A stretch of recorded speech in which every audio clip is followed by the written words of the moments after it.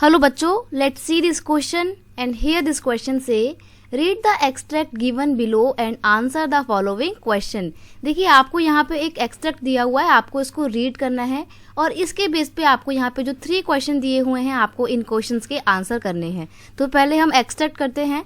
देखिए इसमें ना बताया गया है कि जो एमएसपी है उसका जो फ़ायदा है या उसकी जो डिमांड है एमएसपी की वो सिर्फ कुछ ही फसलों तक सीमित है और जो फूड प्रोडक्शन बढ़ रही है जिन स्टेट में वो भी सभी स्टेट में इक्वली नहीं बढ़ रही है, बल्कि कुछ स्टेट ने बहुत अच्छा परफॉर्मेंस दिया है जहाँ पे जो फूड ग्रेन्स की ग्रोथ है उनकी प्रोडक्शन जो है बहुत ज़्यादा हाई है, लेकिन बाकी के स्टेट में उतनी अच्छी कंडीशन नहीं है। यहाँ पे बेसिकली आपको ये बताया जाएगा the increase food grain procurement और enhance MSP is the result of pressure exerted by leading food grains producing state such as Punjab, Haryana and Andhra Pradesh. इसमें पता लगता है कि पंजाब, हरियाणा और आंध्र प्रदेश जो है ये ऐसे स्टेट हैं जहाँ पे बहुत ज़्यादा अच्छी ग्रोथ है फूड ग्रेन्स की प्रोडक्शन की।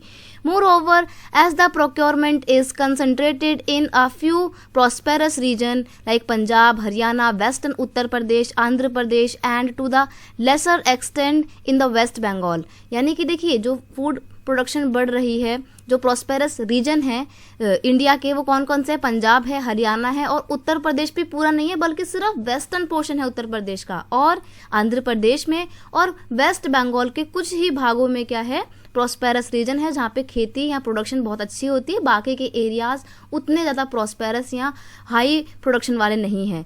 And mainly of 2 crops wheat and rice increases in MSP. और एमएसपी में भी डिमांड किसकी की जाती है? एक तो वीट की यानी कि गेहूं की एंड दूसरी राइस की यानी कि चावल की। यानी कि सिर्फ गेहूं और चावल जो है दो ऐसी फसलें हैं जिनकी एमएसपी में डिमांड की जाती हैं। Induced farmer particularly in surplus state to divert land from production of coarse grain which. देखो अब एमएसपी में जब चावल और गेहूं की ही डिमांड हो रही है तो जो बाकी की ग्रेन्स होते हैं जैसे कोर्स ग्रेन है उनकी प्रोडक्टिविटी को थोड़ा सा जो है डिस्करेजमेंट मिली है। Is the staple food of the poor to the production of rice and wheat. The intensive utilization of water in the cultivation of rice has also led to environmental degradation and fall in water level।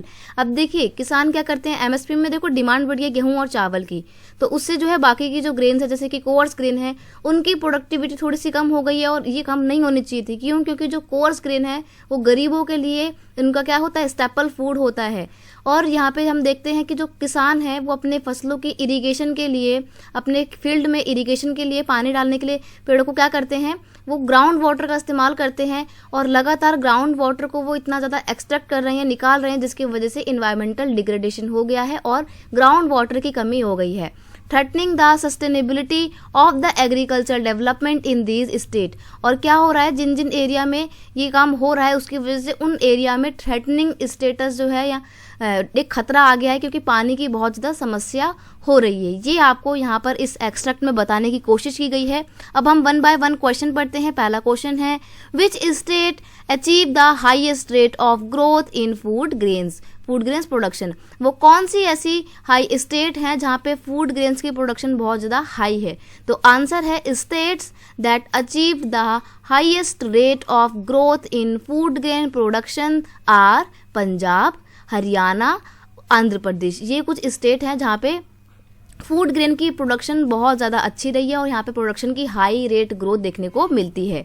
Next question है आपका what is the impact of intensive utilization of water in the cultivation of rice on the environment. यानी कि चावल की खेती में जो पानी का बहुत ज़्यादा इंटेंसिव यूटिलाइजेशन किया जा रहा है, बहुत ज़्यादा इस्तेमाल किया जा रहा है, उसका इन्वायरमेंट पे क्या प्रभाव पड़ा है ये आपसे पूछा है।